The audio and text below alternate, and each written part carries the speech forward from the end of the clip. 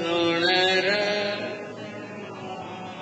करं भाविका पंकज बोध दिवाकरं प्रतिदिनं प्रणमामि दिनेश्वरं प्रतिदिनं प्रणमामि दिनेश्वरं।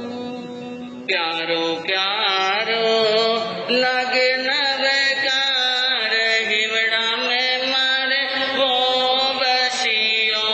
प्यारो प्यारो लगे नवकार हिवड़ा में मारे वो बसियो। मंत्री गणो उपकारी है यो गुण रो एक खजानो हो। गुण रो एक खजानो गोरी वेला आडो आवे पांच पधारो चरणो हो। पांच पधारो चरणो चौको चौको चौको चौको लगे नवकार हिवड़े में मारे ओ बसियो। प्यारो प्यारो लागे नवकार हिवड़ा में मारे ओ बसियो। मन पंछी ने काबू राखे सगला दोष मिटावे हो। सगला दोष मिटावे और कर मारा भोगी श्रीपाल जी मन वांछित फल पावे हो।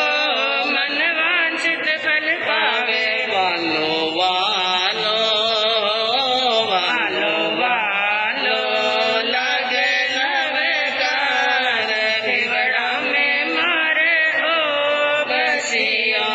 प्यारो प्यारो लागे नवकार हिवड़ा में मारे ओ बसियो।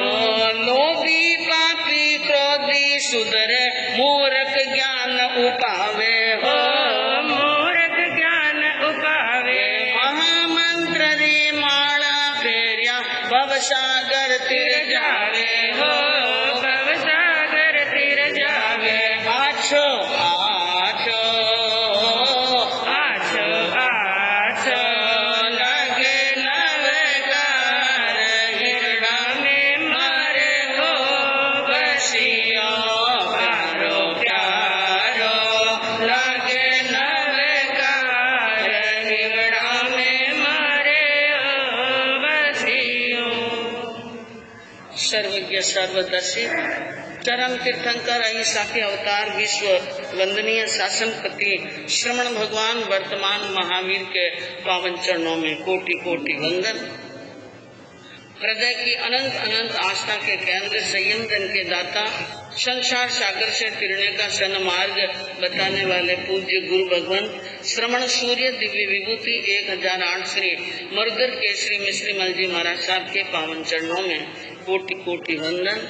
अहिंसा दिवाकर लोकमान्य संत शेरे राजस्थान वरिष्ठ प्रवर्तक पूज्य गुरुदेव श्री रूपचंद जी महाराज साहब के पावन चरणों में कोटि कोटि वंदन। मरुधरा भूषण संत शिरोमणि पूज्य प्रवर्तक गुरुदेव श्री सुकन मुनि जी महाराज साहब के पावन चरणों में कोटि कोटि वंदन। साधना की प्रतिमूर्ति सद्गुणों की उपासिका सरल मुन्ना शांत दांत गंभीरा गुरुवरिया महासती श्री सज्जन कंवर जी महाराज साहब के पावन चरणों में कोटि कोटि। धर्म प्रेमी बंधुओं, शीलवती माताएं बहनों, आज होली पर्व का तीसरा दिन उपस्थित हुआ। होली पर्व के अंदर आपने नमस्कार महामंत्र नवपद और आइम्बिल तप जो यानी होली पर्व की साधना करते हैं उनको चाहिए कि वो आइम्बिल का तप करें और श्रीपाल का चारित्र सुने और विधि सहित करें। कैसे करें? विधि सहित करें। और विधि सहित किया हुआ कोई भी कार्य अच्छा फल देता है। जैसे कोई बहन हलवा बनावे, हलवा में क्या सामग्री चाहिए? घी, शक्कर और मैदा ने पन 4 चीज चाहिए। इसके अलावा भली 40 चीजें डालो, कोई मना नहीं है, लेकिन मुख्य रूप से क्या चाहिए? ये 4 चीजें चाहिए। इन 4 चीजों से एक बहन यानी हलवा बनाती है, दूसरी भी बनाती है, तीसरी भी बनाती है, चौथी भी बनाती है, लेकिन सभी के हलवे का टेस्ट क्या होता है? अलग होता है। और जो विधि सहित बनाना जानती हैं वो बहन अच्छी तरह से जानती हैं कि हलवा बनाने के साथ में बाद में असली हीरा बन गया है या बराबर बना, इसकी निशानी क्या है? घी छोड़ देना। क्या बना? पहले तो सुगंध हलवा बनाया और घी में डाल करके सेका और अच्छी तरह से सेका, और सेकने के बाद में पानी डाल दिया, शक्कर डाल दी, हीरा बन गया। और हिलाते हिलाते घी एकदम छूट जाए तो समझना हीरा बन गया, और घी नहीं छूटे तो क्या बन गई? लेई। पुराने जमाने में किताबें पढ़ती ना तो गूंद नहीं मिलते थे, किससे चिपकाते थे? हाँ, आटे की लेई बना करके। तो कई बहनें हलवा ऐसा भी बनाती हैं कि वो पाव भर घी डाल देना तो भी एक चिपड़े जितना भी घी नहीं दिखे, लेई बन जाती है। उदास उदास हलवा, खिलता हुआ हंसता हुआ हीरा नहीं है। तो ऐसा। और एक बहन इतनी होशियार है कि आटा, घी, पानी, हाँ, घी, पानी, शक्कर और आटा 4 एक साथ में मिलाकर ऊपर रख दे तो क्या होगा? हलवा हो जाएगा? नहीं। इसी प्रकार हम चाहे साधना छोटी करें, चाहे हम आराधना छोटी करें, लेकिन हर चीज के साथ में क्या होनी चाहिए? विधि होनी चाहिए। तो आपके सामने वर्णन चल रहा था कि महान संत मुनिराज के सामने श्रीपाल और मैना सुंदरी खड़े थे, और उनको मैना सुंदरी श्रीपाल की दुख भरी बात सुनकर मुनि के मन के अंदर दया आई, और दया आने के बाद में उन्होंने एक उपदेश दिया उन दोनों को कि तुम बहुत पुण्यशाली भाग्यशाली हो। इसलिए मैं आपसे ये कहना चाहता हूँ कि आप आयमिल तप की आराधना करो, नवपद जी की ओली की क्या करो? आराधना करो। और चैत और आशोज के महीने में शुद्ध पक्ष की सातम से लगाकर पूर्णिमा तक आप अपनी आत्मा को क्या करो? वश में करो। और आयमिल तप करो, नवपद जी का जप करो, ब्रह्मचर्य व्रत की क्या करो? आराधना।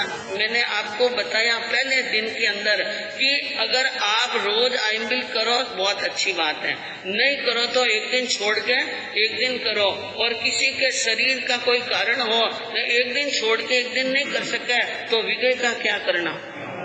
कर रहे हैं त्याग बराबर। हाँ, बराबर बदल बदल के करो, कोई बात नहीं, बदल बदल के करो, लेकिन विजय का क्या रखना? हाँ, 9 दिन। और 9 दिन ब्रह्मचर्य व्रत की आराधना करना। 9 दिन ब्रह्मचर्य व्रत की आराधना।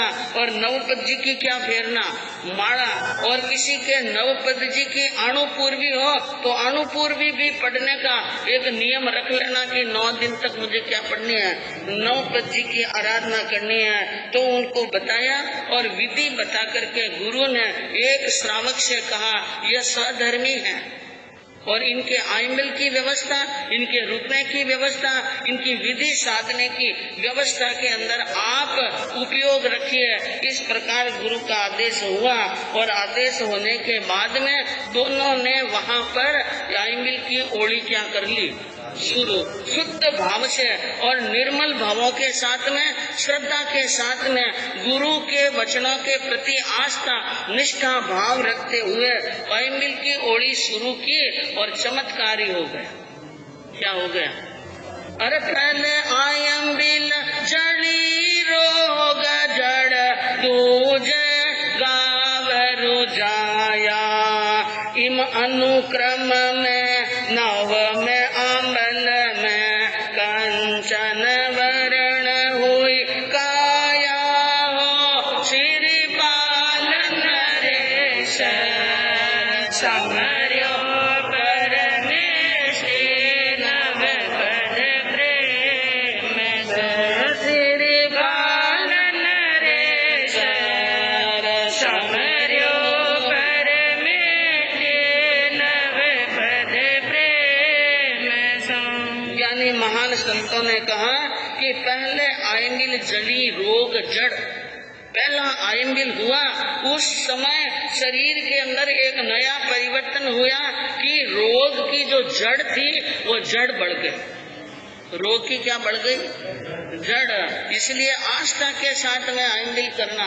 शरीर में कोई छोटा मोटा रोग हो और जो ओली कर रहे हैं, आयंबिल कर रहे हैं या आयंबिल की विधि कर रहे हैं या नवपंची की 9 दिन विधि कर रहे हैं, तो मन के अंदर यह आस्था रखना कि रोग क्या हो जाएगा। समाप्त। पहले आयंबिल जली रोग जड़ दूजे गांव रुझाया। दूसरे आयंबिल के अंदर तो जो बड़े बड़े गांव थे वो गांव रुझने क्या हो गए शुरू। इसी प्रकार दूसरे के बाद में तीसरा, तीसरे के बाद में चौथा, ऐसे 9वां आयंबिल हुआ। तब तक तो कंचन वर्णी काया क्या हो गई? कंचन वर्णी। मनुष्य की खुद की आस्था और गुरु का आशीर्वाद और श्रद्धा तीन ही साथ में मिलते हैं और तीनों बराबर हो तो कार्य में सफलता अवश्य मिलती है। इसमें संदेह करने की कोई बात नहीं है। आज भी कार्य में सफलता मिलती है, लेकिन जितनी श्रद्धा और जितनी यानी आस्था और आशीर्वाद हो और सच्चे दिल से करे तो जरूर फल मिलता है। और वो श्रीपाल जी को शरीर कंचन जैसा हो गया। अब कंचन जैसा तो हुआ, लेकिन इसके अतिरिक्त एक और चमत्कार हुआ। कोटि भट्ट बल तन में आया। शरीर के अंदर बल आ गया। क्या आ गई?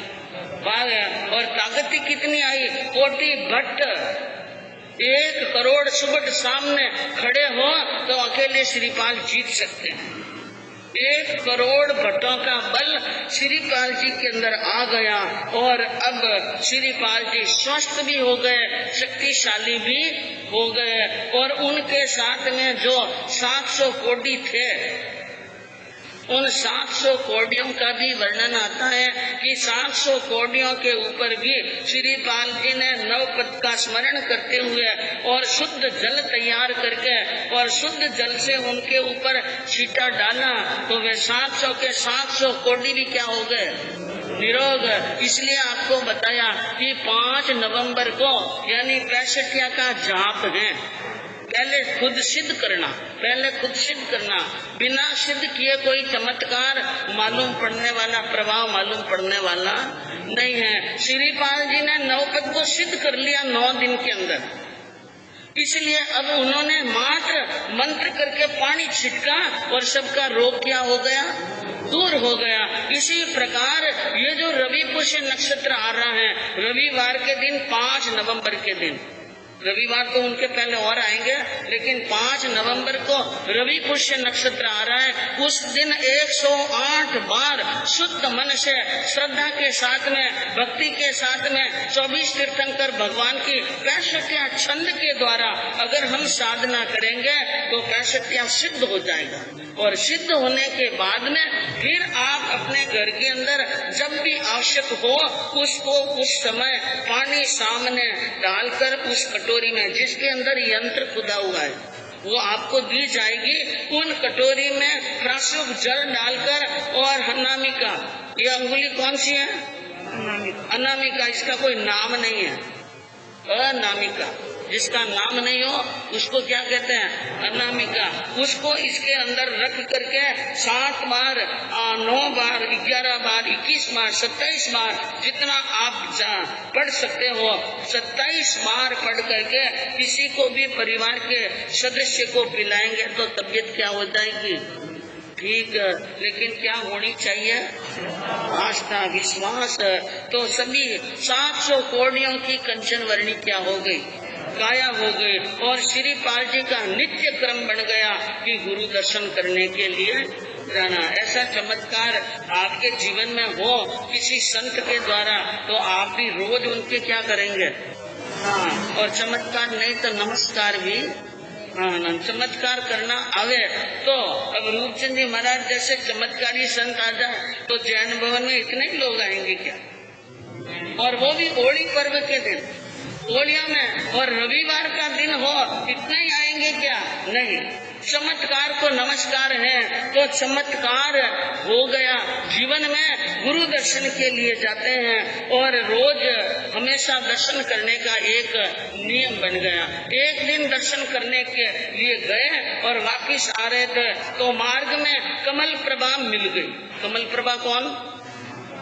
श्रीपाल जी की माँ, जो औषधि लेने के लिए गई थी। उनको कोढ़ दूर करने की औषधि प्राप्त हो गई, इसलिए वो चलती फिरती वहाँ पर पता लगाती हुई उज्जैनी के मार्गों पर चल रही थी और माँ को सामने देखकर श्रीपाल जी ने पहचान लिया कि माँ आ गई।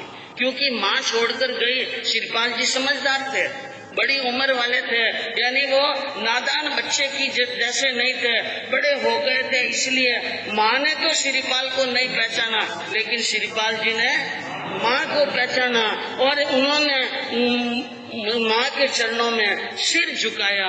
जब माँ के चरणों में श्रीपाल ने सिर झुकाया तो मैना सुंदरी समझ गई ये पूजनीय है, मतलब ये वंदन करने योग्य है। इसलिए मैना सुंदरी ने बिना कहे ही कमल प्रभा के पांव पकड़ लिए और पुत्र को देखती देखती रह गई। और श्रीपाल ने कहा, माँ मैं श्रीपाल हूँ। मैं कौन हूँ? श्रीपाल। अपने ऐसे यानी कंचन वर्णे शरीर और कंचन काया में देखा श्रीपाल को और सुंदर श्रीपाल को, बलवान श्रीपाल को। माँ को बड़ा आश्चर्य हुआ, ये कैसे हुआ बेटा? तो माँ ने कहा, बेटे ने कहा, माँ ये तुम्हारी बहू का प्रताप। किसका प्रताप?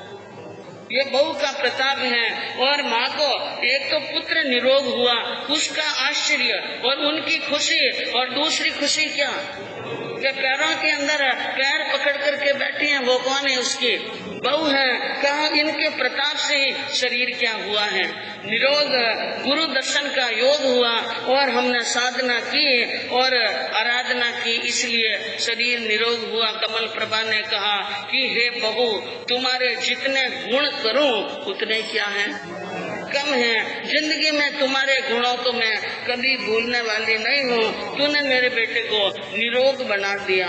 और अब वो मैना सुंदरी सासू के पांव पड़ रही हैं और फिर उसके बाद में उनने कैसे क्या कुछ हुआ, सारी बातें, शादी कैसे हुई, राज सभा के अंदर पिता के सामने क्या वार्तालाप हुआ, वहाँ से लगाकर आदि से अंत तक की बात सुनाई और माँ ने सारी बात सुनी। मन बहुत कुछ प्रसन्न हुआ और कहा कि ऐसे मुनिराज जिनका इतना बड़ा उपकार है। मैना सुंदरी ने कहा कि मेरे कारण से ये स्वस्थ नहीं हुए, स्वस्थ करने वाले कौन है? गुरु। तो कमल प्रभा ने कहा ऐसे गुरु के तो दर्शन जरूर करने चाहिए।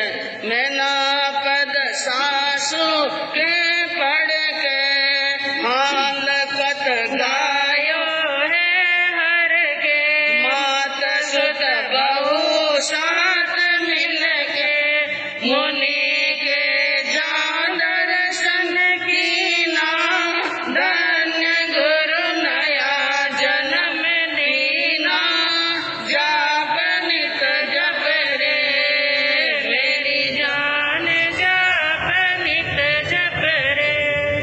सारी बातें हुई और गुरु के दर्शन करने के लिए मैना सुंदरी, श्रीपाल जी और कमल प्रभा तीनों ही वहाँ पर पहुँच गए। मुनि की सेवा में दर्शन किए, वंदन नमस्कार कर शिक्षाता पूछी और सामने हाथ जोड़कर बैठ गए। कमल प्रभा ने कहा धन्य गुरु नया जन्म देना। हे गुरुदेव, आपको धन्य है, आपकी तपस्या को धन्य है, आपने मेरे पुत्र को नया जन्म दे दिया। बहुत शरीर के अंदर रोग था लेकिन दूर हो गया।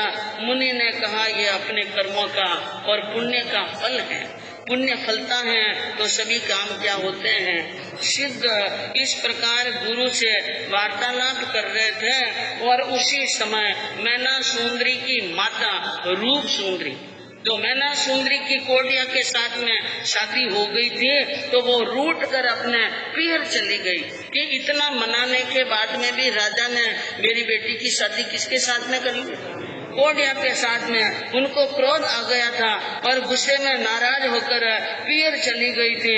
अब वो अपने भाई पुण्यपाल को साथ में लेकर गुरु दर्शन करने के लिए वहाँ पर पहुँची और वहाँ पर 3 जने बैठे। कौन बैठे? श्रीपाल जी की माँ और बाजू में मैना सुंदरी उनकी खुद की बेटी है, इसलिए मैना सुंदरी को पहचान लिया। और पास में बैठे कामदेव को लज्जित करने वाले ऐसे अनंग कुमार जैसे कुमार को और पास में बैठी एक महिला को देखकर समझ गई माँ कि अवश्य ही बेटी ने गलत कदम उठाया, क्योंकि हर व्यक्ति के दिमाग में अच्छी बात तो बहुत बाद में आती है, पहले क्या आती है? हाँ, दर सहित मैना की माता आई उत देख क्रोध छादा, दुष्टनी कर ली नाता।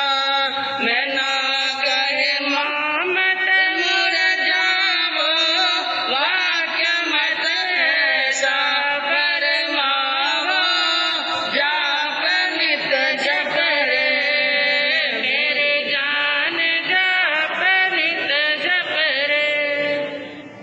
मैना सुंदरी की माँ ने जो दर्शन करने के लिए आई थे यह सब देखकर दर्शन भूल गई। गुरु को वंदन किया कि नहीं किया, क्रोध का पारा चढ़ गया और क्रोध में आकर के उसने कहा तू मेरी पुत्री नहीं है, तू क्या है? दुष्टनी है, तू मेरे कुख का कलंक है और मेरे घर के अंदर तूने जन्म लेकर के अच्छा काम नहीं किया, तूने नाता कर लिया। बड़ी धर्म की बातें कर रही थी, जिनवाणी की श्रद्धा की बातें कर रही थी और बड़ा बात कह रही थी, पिता के सामने बोल रही थी, बड़ी सभा के बीच में पिता को लज्जित किया और अब नाता करते हुए तुम्हें शर्म नहीं आई। तो मैना सुंदरी ने कहा माँ ये शब्द मत कहो, ऐसे वाक्य मत फरमाओ, यह वाक्य आपके योग्य नहीं है और ये तो गुरुदेव की कृपा हुई। किसकी हुई? हाँ, कृपा गुरुदेव करी गहरी और आशा सब पूर्ण भी मेरी जो आशाएं थी गुरु कृपा से वे आशाएं क्या हो गई? पूरी हो गई। घर से निकली उस समय मैंने एक संकल्प लिया था कि मेरे अंदर दम है तो मैं पति के रोग को क्या करूंगी, ठीक है। तो मेरी आशा पूरी हुई और आशीष सफल हुई तेरी। जाते वक्त तूने आशीष दी थी भाई तू जल्दी जा और राजी खुशी जा और अपने पति के रोग को शीघ्र ही दूर हो जाएगा, तेरा पति स्वस्थ हो जाएगा, तू बहुत सुखी होगी, तू चिंता मत कर। ये आशीष किसने दी थी?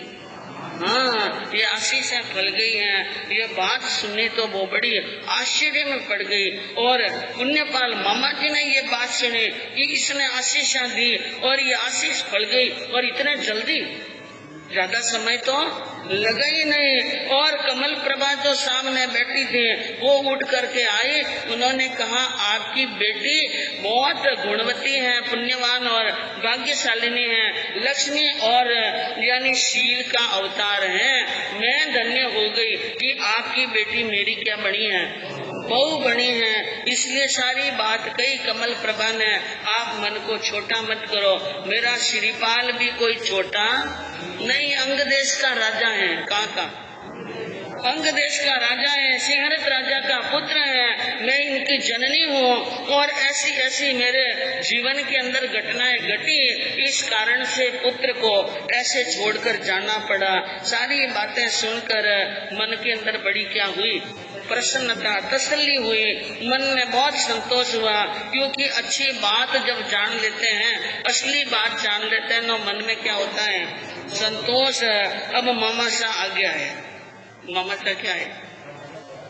मैना का मामा पुण्य पाल, सुनत ही होए गयो खुशहाल, बाई सा मारे घर चाल, सेवा को अवसर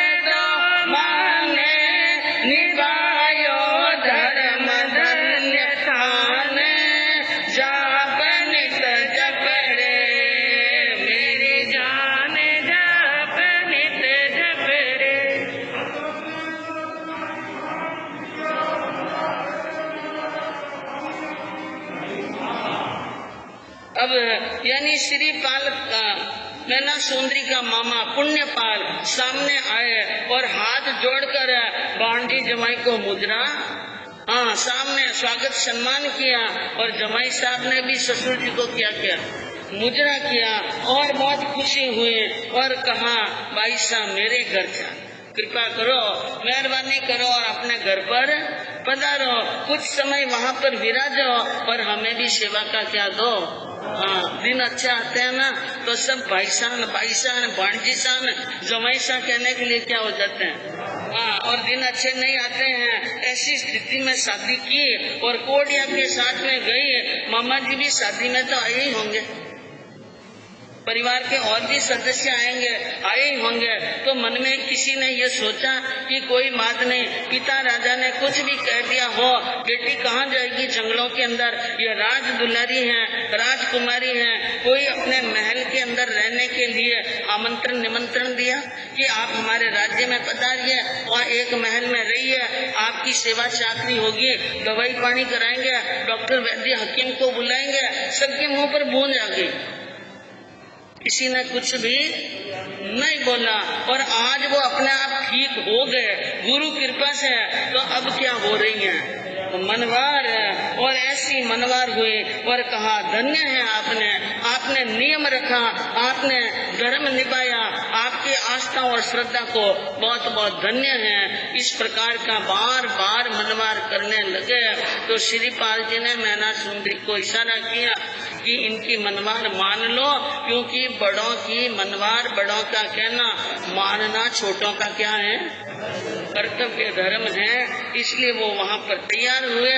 तो एक रथ में बैठ गए मैना सुंदरी, कमल प्रभा, रूप सुंदरी, श्रीपाल जी, पुण्यपाल, ये 5 ही प्राणी और छठा सारथी। अब वो रथ को लेकर के आगे चल रहा है, रथ त्वरित गति से जाना है। योगान योग की बात देखिए कि उज्जैन का सम्राट राजा पृथ्वीपाल हाथी के होदे पर बैठा हुआ इधर से आ रहा था और वो उधर से जा रहे थे, आमना सामना हो गया। दृष्टि पड़ी पृथ्वीपाल राजा की, रथ के अंदर बैठी हैं उनकी बेटी, उनकी पत्नी और पीछे एक बाजू में एक और महिला और एक बैठे हैं शाला जी के पास में बैठे हैं एक सुंदर कुमार। कौन है? जी कृपाल हैं, लेकिन वो अपना दिमाग लगा रहे हैं कि ये कौन है। इते कमग में मिल गयो न मैना के रोतात, मैना ने अवलोकन कड़ कड़ सामने मैना समुद्री को देखकर, सुंदर युवक को देखकर कल्पना से अंदाजा लगा दिया ये सुंदर युवक मैना सुंदरी का पति होगा। और मेरी पत्नी बैठी हैं और मेरे साला जी बैठे हैं, अवश्य ही मेरी बेटी ने दूसरा विवाह कर लिया। उनके भी मन के अंदर यही विचार आया और एकदम क्रोध में आकर के मैना सुंदरी को कहने लगे, अरे कलंक लगायो पति छिटकायो, कलंक लगायो पति छिटकायो, अपयश को लीनो चरबार, मैना ने रखे पृथ्वी पार। सीधा ही उलाना दिया मैना सुंदरी को, तू मेरी बेटी नहीं है, तू मेरे घर के अंदर जन्म लेने योग्य नहीं है, तूने चंडाल काम किया है, कलंक लगाया और सुंदर पति के साथ में शादी कर ली, अपयश लिया और मुझे भी लज्जित किया, ये काम तूने अच्छा नहीं किया। सब वहाँ पर बैठे बैठे सुन रहे थे। रूप सुंदरी को गुस्सा आया, इसको उनकी माँ को कि मेरी बेटी को ऐसे शब्द कह रहे हैं, इसलिए वो सामने आई और कहने लगी अब आप नहीं बोलो तो ठीक है, नहीं बोलो तो ठीक है, आप जिसो नहीं सब संसार, आप जैसा सारा संसार नहीं है। कहीं पर कोई गुणवान मिल जाते हैं, भाग्यशाली मिल जाते हैं। इनके भाग्य थे मेरी बेटी मैना सुंदरी के, इसलिए श्रीपाल जो क्रोध कोडी था, इनका नाम श्रीपाल है, और कोडी थे, इन कोडी का कोड क्या हो गया, दूर हो गया। बहुत बड़ी कृपा हुई। अरे मुनिवर मिलिया तप तन धरिया, मुनिवर मिलिया तप तन धरिया, नीके मन जपियो नवकार, मैना ने लखे पृथ्वी पार, जिन सुकाया कंचन बन गए, जिन सुकाया कंचन बन गई, पुण्य तनो खुलियो भंडार, मैना ने लखे पृथ्वी पार।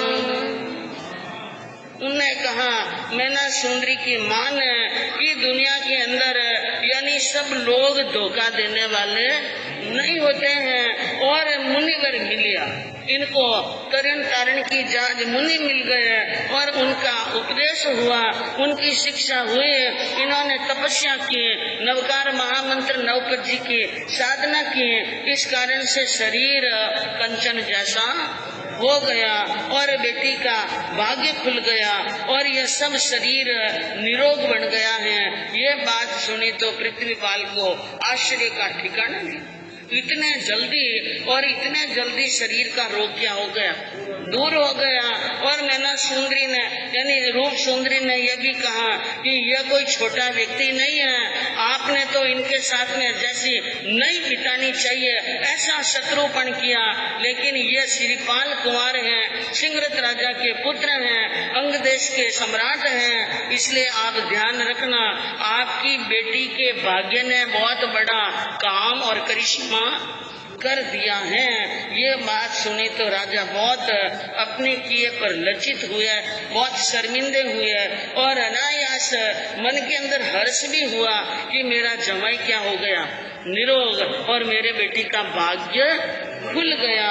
बोलिया धन्य सुता अवतार, हे बेटी तेरे अवतार को धन्य है, तेरे जन्मने का धन्य है और तुम्हारी पुनवानी को धन्य है। मैंने तेरे साथ में अच्छा सलूक नहीं किया, मैंने अपराध किया है और मैंने बहुत घोर दुख दिया है, इसलिए मैं और तो क्या कर सकता हूँ क्षमा याचना के सिवाय मेरे पास में। हाँ, अरे मो अपराध माफ कर बाया,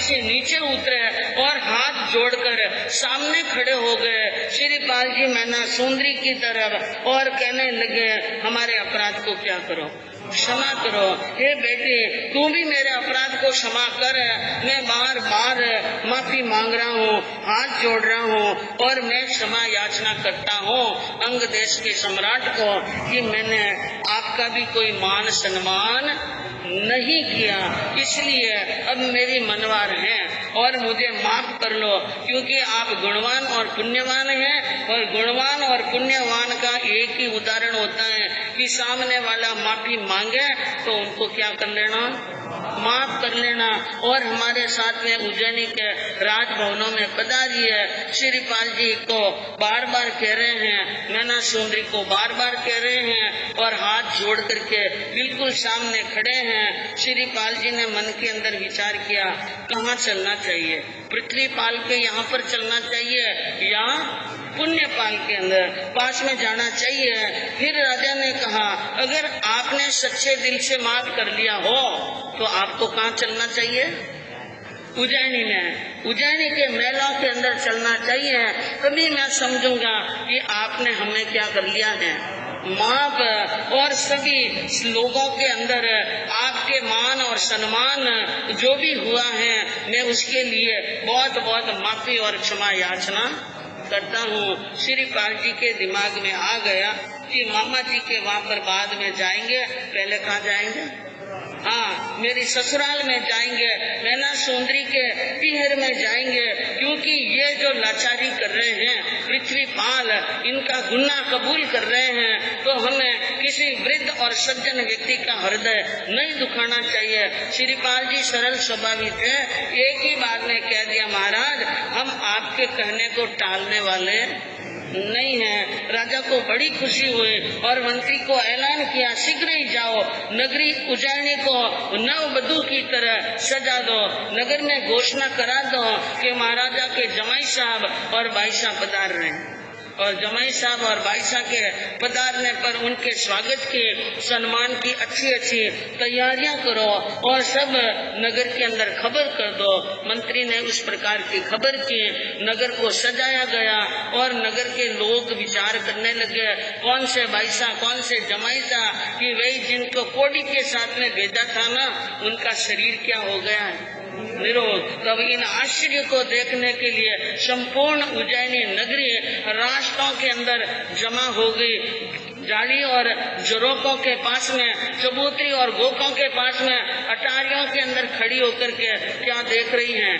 सवारी देख रही हैं। अरे नगर उज्जैनी लाया सबने, नगर उज्जैनी लाया सबने, सारा सज्जन लिया निहार में, नाने लगे पृथ्वी पर। उज्जैनी नगरी के अंदर ठाट पाट से लाए गए, सबका मान सम्मान हुआ और विशेष करके कमल प्रभा का। किसका हुआ? कमल प्रभा का मान सम्मान हुआ और कमल प्रभा गई। लेकिन आपको मालूम होना चाहिए, रूप सुंदरी पुण्यपाल के साथ में पियर चली गई। वो क्या चली गई?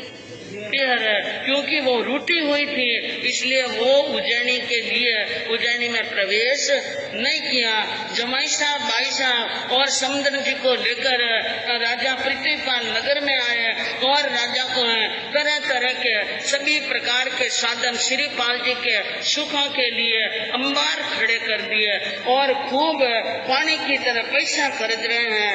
मौजा माणे खावे खर्चे, खूब खाना खूब खर्चना, खूब नाटक खूब चटक और राग और रागणियां सब प्रकार से आराम से रह रहे हैं। राजा के दिमाग में आया, जैन धर्म का महत्व बहुत जोरदार है, इसलिए सनातन धर्म जैन धर्म को राज धर्म घोषित किया और अखंडित आन घुमा दी और सारी सभा और प्रजा के अंदर यह बंसी बज गई कि जैन धर्म राज धर्म है। और रानी जो मैना सुंदरी की माता रूप सुंदरी रूट कर चली गई थी, राजा पृथ्वीपाल जाकर के और क्षमा याचना करके रानी को वापिस महल के अंदर लेकर के आते हैं। अब सब प्रकार से ठाट हैं, पाट हैं, आराम से रहते हैं। जमाई साहब के ऊपर ससुर जी का अत्यधिक स्नेह है। राज दरबार में बैठे तो भी साथ में, भोजन करे तो भी साथ में, और हवाखोरी में जावे तो भी साथ में, घूमने के लिए जाए तो भी साथ में, और रोज उनकी सवारी सास ससुर और जमाई की सवारी निकलती है। और ऐसे सुंदर जमाई को देखने के लिए उज्जैनी की प्रजा हमेशा मार्गों पर तैयार रहती है। रोज सवारी जा रही थी और जाती हुई सवारी के अंदर कोई नया व्यक्ति देखने के लिए आता तो यूं पूछता, ये हमारे राजा जी के पास में, पृथ्वीपाल राजा के पास में जो सुंदर युवक बैठे हैं वो कौन है? तो जमाईसा है। कौन है? जमाईसा है, कमल साहब हैं। ये बात कहते हैं। एक दिन श्रीपाल जी के कानों में बात पड़ गई कि मुझे यहाँ पर लोग किस नाम से जानते हैं?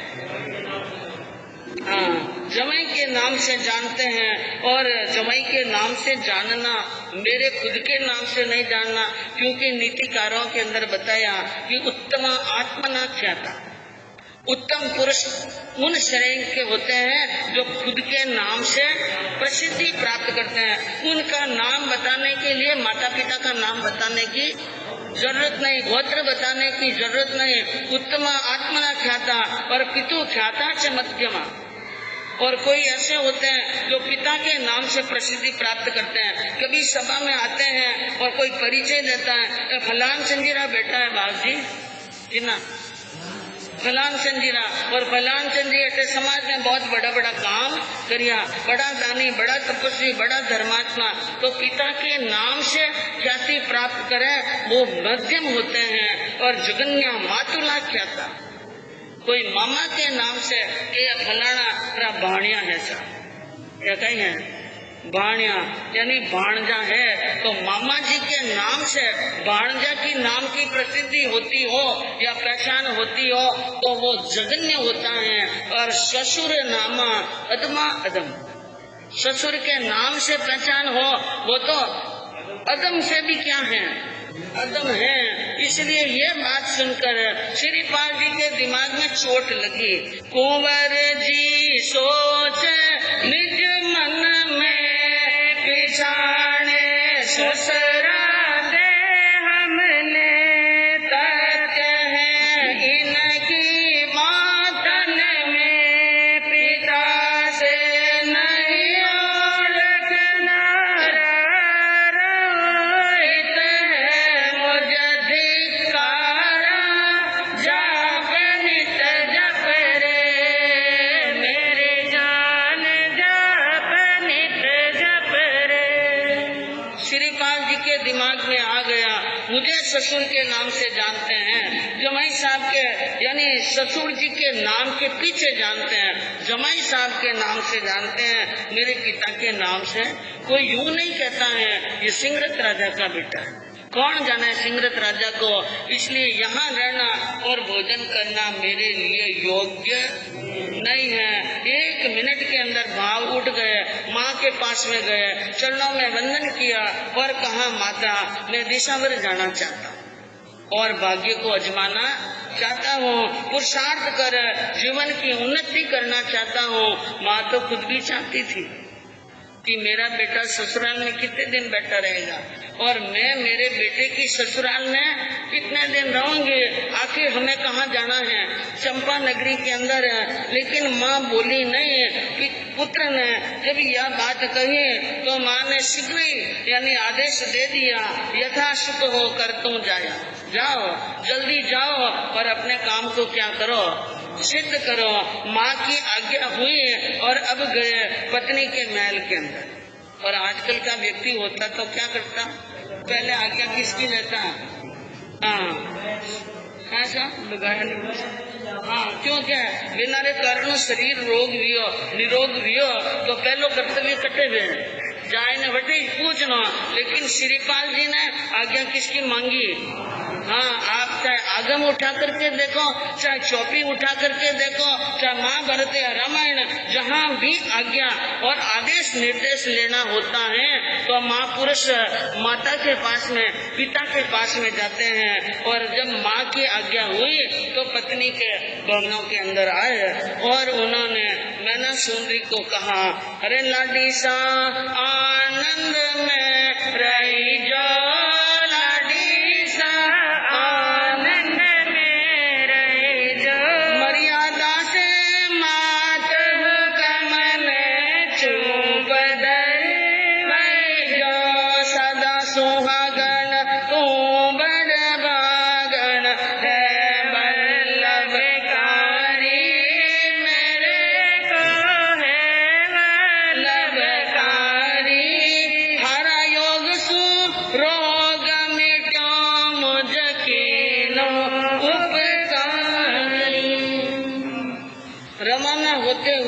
श्रीपाल जी ने कहा मैना सुंदरी को कि आप आनंद में रहना, खुशी से रहना, कोई चिंता फिकर मत करना। और मेरी माँ जिसको मैं पीछे छोड़कर जा रहा हूँ, मैं दिशावर जा रहा हूँ लक्ष्मी अर्जित करने के लिए, उन्नति प्राप्त करने के लिए, आप मेरी माँ के हुक्म का क्या रखना, पालन करना, ध्यान रखना। और मुझे ज्यादा आपको कहने की जरूरत नहीं है। सदा सुहागिन तू बड़ भागिन, तू बड़ी सौभाग्यवती है और तू बड़ भाग्यशालिनी है, मुझे बहुत वल्लभ है, बहुत प्रिय है, तुम्हारे कारण से मेरा शरीर का रोग मिटा है। इस उपकार को तो मैं भूलने वाला नहीं हूँ, लेकिन मेरी इच्छा है कुछ विद्या का शक्ति का विस्तार कर अपने काका से मैं मेरी राज्य व्यवस्था वापिस अपने हाथ में ले लूं, चंपा नगरी को ले लूं। ये बात सुनी तो मैना सुंदरी किंचित उदास हुई। उसने कहा, आप हमें यहाँ छोड़कर जा रहे हैं, मैं आपके क्या चलूंगी। साथ में जैसे राम के साथ में सीता गई, उसी प्रकार मैं भी क्या चलूं साथ में। लेकिन श्रीपाल जी ने कहा, अवसर नहीं, इस समय अवसर नहीं है।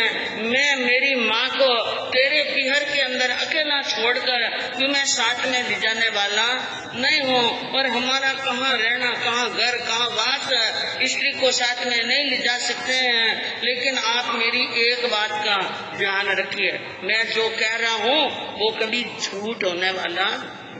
12 वर्ष पर 8 दिन ऊपर आसो तत्कारी वचन मर आसो तत्कारी वचन तथास्तु के न बनिता बन आज्ञाकारी। जाते हुए श्रीपाल जी ने कहा, 12 वर्ष के ऊपर 8वें दिन यहाँ पहुँच जाऊंगा। कितना समय? 12 वर्ष और 8 दिन। 8वें दिन का सूर्य उदय होते ही मैं वहाँ पर पहुँच जाऊंगा। इसलिए मेरा यह वचन है, क्षत्रिय का वचन है, प्राण चले जाए तो परवाह नहीं, लेकिन प्रण जाने वाला नहीं है, ऐसा वचन कहा। तो मैना सुंदरी ने कहा, महाराज आपके क्षत्रिय का वचन है तो मेरा भी क्षत्रियाणी का वचन है, आप भी मेरे वचन को साथ में लेकर जाओ।